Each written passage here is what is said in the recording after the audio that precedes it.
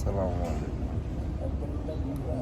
এটা হচ্ছে যে মসজিদের নববী, আমাদের প্রিয় নবী হযরত মুহাম্মদ সাল্লাল্লাহু আলাইহি ওয়াসাল্লামের রওজা মুবারক। এখানে কত সুন্দর মনোরম পরিবেশ, কত সুন্দর দৃশ্য। সবাই নামাজ পড়তেছে। এই যে জায়গাটা দেখতেছেন, ব্লক করে রেখেছে প্লাস্টিক এরিয়া দিয়ে। ওই জায়গাতে আমাদের মহানবী হযরত মুহাম্মদ সাল্লাল্লাহু আলাইহি ওয়াসাল্লাম খুতবা পড়তেন, ওইখান থেকে নামাজ পড়াইতেন। পৃথিবীর বুকে হচ্ছে যে এটা আরেকটা জান্নাত।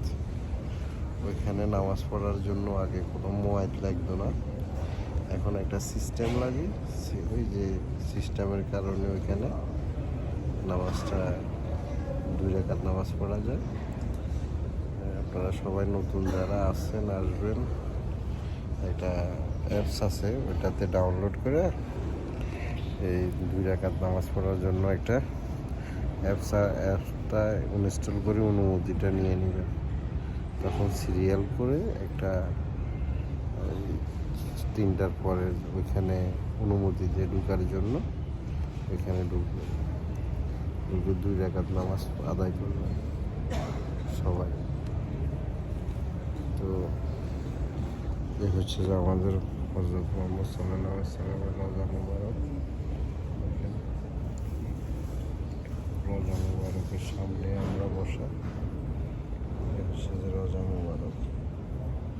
আল্লাহ তাআলা আমাকে একদম ফার্স্ট 2018 সালে যখন আমি আসছি, তখন রওজা মুবারকে এই রওজা মুবারককে ধরার যে ইয়েটা আমি ধরতে পেরেছি।